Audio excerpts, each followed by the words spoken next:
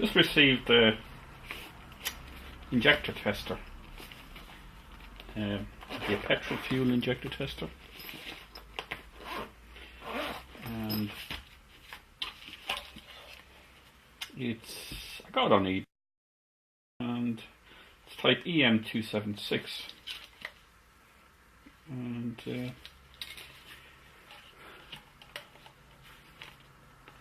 looks like there is a thing for a battery here, but no, there's no connections for a battery, so we don't have a battery. Probably just a box.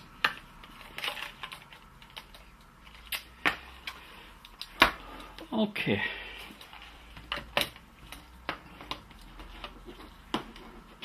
Comes with your instruction leaflet. Very little on it, but there's not much that you need to know.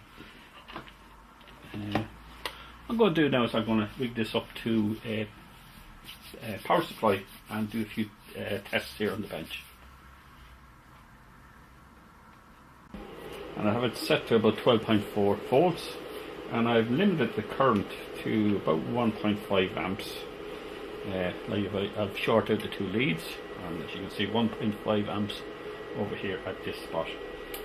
I'm going to connect it up now to the injector tester.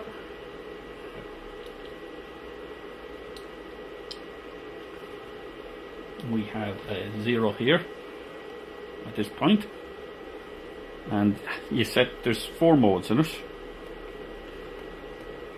4. I'll just explain them what the leaflet says.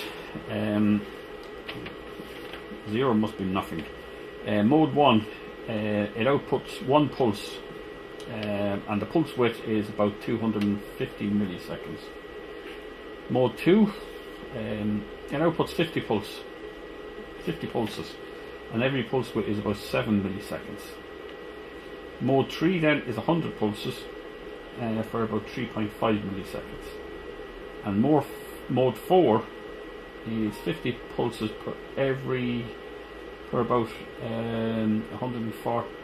1450 milliseconds. Every pulse is about 7 milliseconds. That's a continuous mode. It keeps outputting those pulses. I wouldn't use that on my car. You could fill one of the cylinders full of petrol. It wouldn't be pleasant. But I'm going to just show you here. I got a little bulb, and I'm going to connect it up to the injector tester, and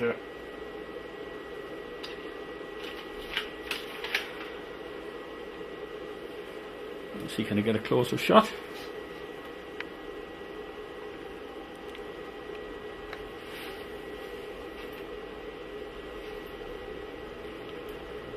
And first of all, we go to mode 1,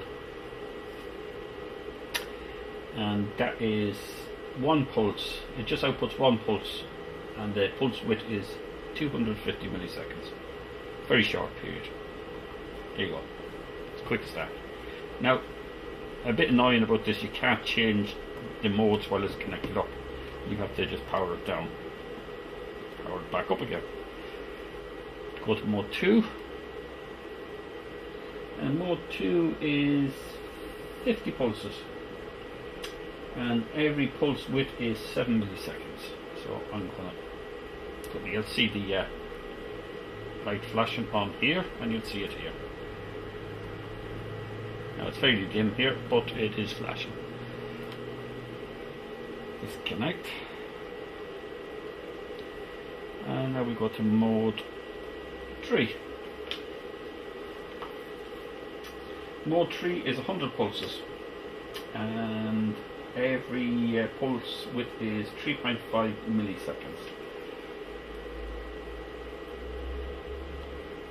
Okay. As you can see, it is on, and then it just goes off. Now we come to mode 4, which is a continuous pulse. and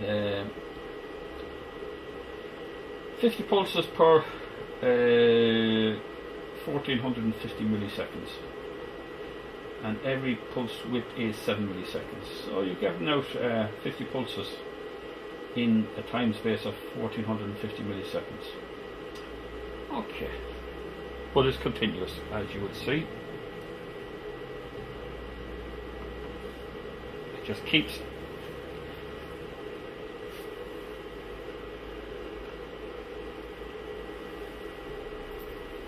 And if I want to stop, press the pulse again.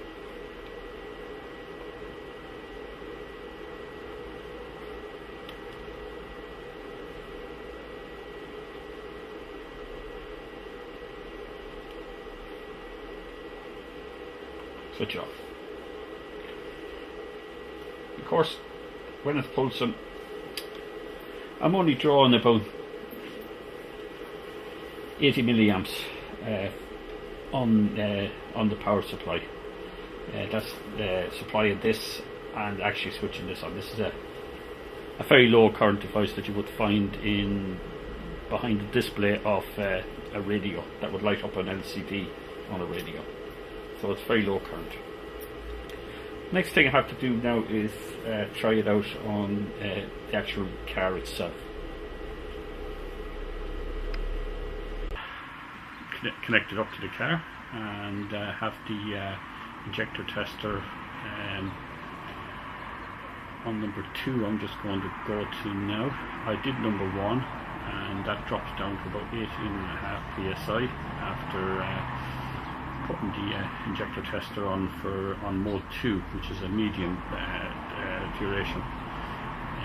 I'm just going to go in and I'm just going to re-energize the fuel pump.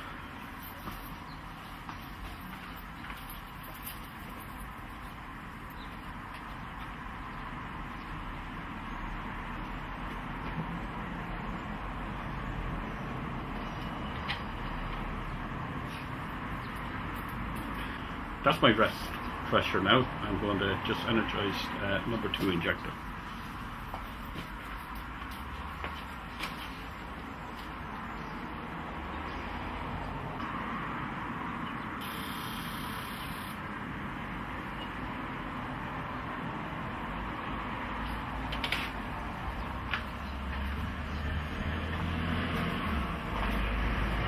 That went down to about 18 psi. 2.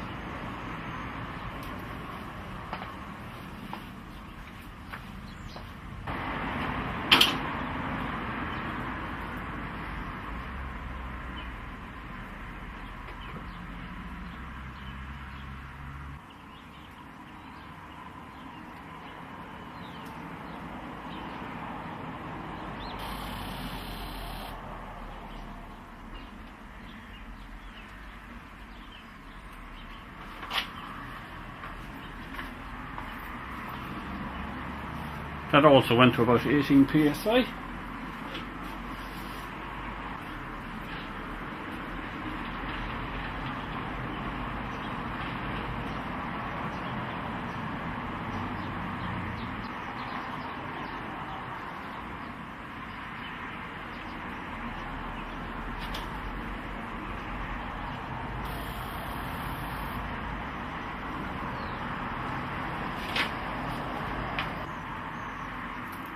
It also went to about 18 psi. That's the number 4. I'm just going to go back and do the number 1 again. I didn't show that on camera.